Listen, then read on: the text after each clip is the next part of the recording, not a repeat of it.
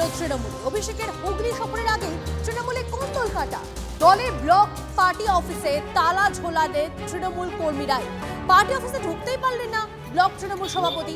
গোঘাটে party অফিসের বাইরেই বসে রইলেন ব্লক সভাপতি। সেই ছবিটা আপনারা দেখছেন, কিভাবে তালা ঝোলানো হচ্ছে সেই ছবি আপনারা দেখছেন। অভিষেকের হুগলি সফরের ঠিক আগেই সেই তৃণমূলের কোন্দল কাটা।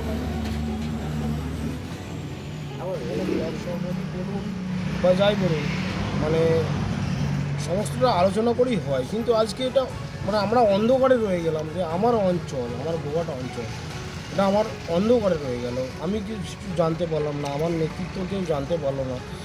সবার সঙ্গে আরেকটা আলোচনা করে এটা হোক। এবং যাকে পাঠিয়েছেন উনি হচ্ছেন পঞ্চায়েত ভোটের নির্দল প্রার্থী হয়ে খেটেছিলেন। ওই ব্যক্তিকে অঞ্চল সভাপতি আমাদের করছেন আমাদের ব্লক সভাপতি কাজল রায়। উনি ভেবে নিয়েছেন ব্লক সভাপতি যে দলটাকে আমার বাপতি সম্পত্তি পেয়ে গেছি। আজকে আমরা ওই অঞ্চল সভাপতিকে না হয় তার জন্য আমরা আজ ব্লক অফিসে আমরা চাই মারলাম। যতক্ষণ না বসে আমার আলোচনা হচ্ছে, সিদ্ধান্ত না আসছে, ততক্ষণ কিন্তু আমরা চাবি খুলব না। 1 নম্বর তৃণমূল কংগ্রেস কার্যালয়, এটা ব্লক অফিস। আর এখানে ঠিক বাইরে বসে আছেন ব্লক সভাপতি। আর এই ব্লক অফিসে তালা পড়ে গিয়েছে। এখনো কিন্তু অঞ্চল সভাপতি কিন্তু এখনো প্রকাশ হয়নি নামের তালিকা। আর তার আগেই কয়েকজন কর্মী এসে তালা দিয়ে দিয়েছেন। ব্লক সভাপতির সামনে বসে আছেন, তিনি এই ব্লকের যে অফিস ঘরে ঢুকতে পারছেন না, বসে আছেন। কতক্ষণ বসে আছেন?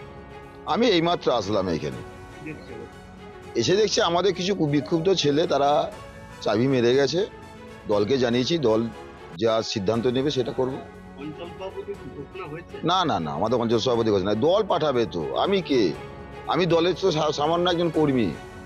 দল আমাকে দায়িত্ব দিয়ে কাজ করার জন্য, দল যা কাজ বলবে সেই কাজটা আমি প্রতিটা প্রান্তে প্রান্তে প্রতিটা গ্রামে গ্রামে পৌঁছে দেবো, এইটাই আমার দায়িত্ব। ঠিক এইভাবেই বসে আছেন দীর্ঘক্ষণ। আর এখানে কর্মী সমর্থকরা এসে উপস্থিত হয়েছেন। কেন তালা দেয়া হলো এটাই প্রশ্ন। যদিও এখনো নাম ঘোষণা হয়নি, তাহলে কেন তালা পড়লো? তাহলে কি কোনো সম্ভাব্য নাম বেরিয়ে এসেছে, সেই জন্যই তালা দিল? আর এই নিয়ে কিন্তু দলের ভেতরেই জোর চর্চা চলছে। গোঘাট থেকে তন্ময় বৈরাগী, TV9 বাংলা। 36 খানা গোষ্ঠীদ্বন্দ্বের বই প্রকাশ। একটা দলকে মানতে পারছে না, ভালো দল চোরকে মানতে পারছে না, চোর ভালো দলকে মানতে পারছে না।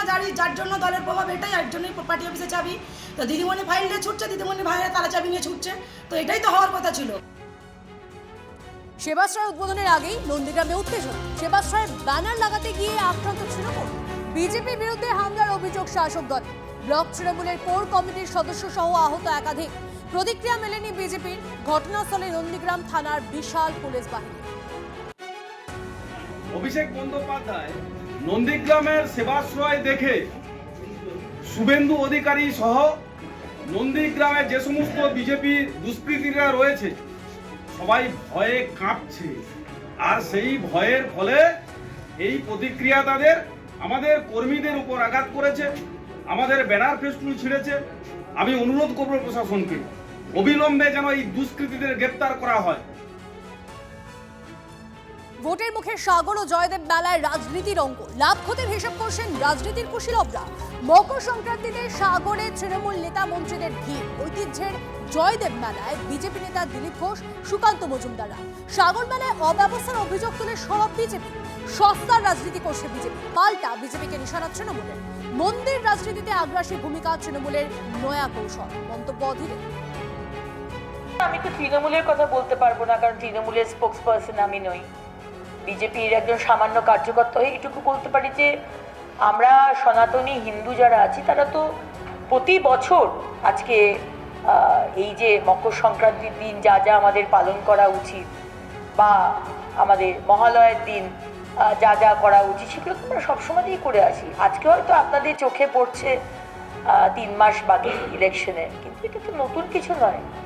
শুধু নেতৃত্বের ছবি দেখছেন কেন? আজকে হাজার হাজার ভারতীয় জনতা পার্টির কর্মীরাও তো একই জিনিস করছে। দেখুন, পুণ্যস্নান সনাতনী সংস্কৃতির অঙ্গ। বিজেপি এটাকে পলিটিসাইজ করেছে। এমন ভাব করেছিল গতবার যে প্রয়াগরাজে কুম্ভ স্নান সেটা যেন বিজেপির ইভেন্ট। কিন্তু গঙ্গাসাগর প্রতি বছর মমতা বন্দ্যোপাধ্যায় সরকার আসার পর থেকে, আগে বলাই হতো সপ্তীর্থ বারবার, গঙ্গাসাগর একবার, এত দুরহ যাত্রা ছিল। আজকে গঙ্গাসাগরে প্রতি বছর মানুষ যান, এবং আরও সুবিধার জন্য গঙ্গাসাগর সেতু, মাথায় রাখতে হবে কেন্দ্র 1 পয়সাও দেয়নি, রাজ্যের নিজস্ব 1200 কোটি টাকায় তৈরি করেছে মমতা ব্যানার্জির সরকার। আমাদেরকে ধর্ম পালন আলাদা করে শেখাতে হয় না, ভোটের জন্য করতে হয় না। চরম অব্যবস্থা, কিছু নেই, এবং যে লোক আসেন, লোক কমছে। সব থেকে যেটা আমাদের ইয়ের বিষয়, লোক কিন্তু কমছে। আমি গতকাল গেছিলাম, লোক নেই, লোক সংখ্যা কিন্তু অন্যান্য বারের তুলনায় অনেকটাই কম। বিজেপি তো মন্দিরের রাজনীতি করেই, নতুন করে টিএমসিকে দেখছি খুব আগ্রাসী ভূমিকায় মন্দির এবং ধর্মস্থানের রাজনীতি করছে। ওদের আলোচনায় একটা কথা উঠেই এসেছে ওদের, যে মুসলমান তো আমাদের হাতে আছে, ওরা যাবে কোথায়, এবার হিন্দুদেরকে ম্যানেজ করো। হিন্দুদেরকে ম্যানেজ করবার জন্য একটু ধর্ম কর্ম, একটা মন্দির নির্মাণ, এইসবের মধ্যে সরকার এবং মুখ্যমন্ত্রী নিজে ব্যস্ত থাকতে চাইছেন। এটা ওদের পার্টির স্ট্র্যাটেজি। মুসলমান আমাদের হাতের পাঞ্জা, কোথায় যাবে আর, হিন্দুদেরকে ম্যানেজ করো।